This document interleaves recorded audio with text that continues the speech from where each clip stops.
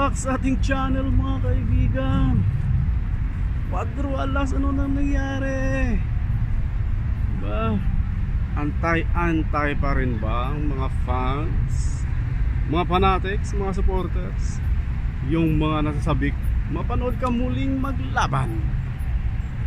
Kailan parang wala pa talaga, diba? Yung prospect na kalaban na nagluto ng kangkong, ano nangyari doon? Matutuloy ba yon? Ha, Kuya Loads? Antay-antay lang kami mga guys. Antay-antay lang. Antay lang kayo mga fans, mga fanatics, mga sulit, mga haters, and mga supporters ni Quadro Alas. Magkakaroon talaga siya ng laban. Ang tanong, kailan? Yun ang hindi natin alam. Lumilipad. Dalawang paro-paro mga kaibigan. So hindi natin alam kung kailan lalaban si Quadro Alas mga kapatid.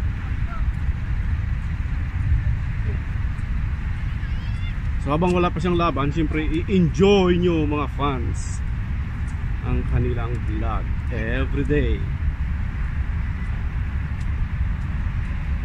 Diba? Ano lang yun. Kakaroon din yan. So, ging pa rin tayo. Diba?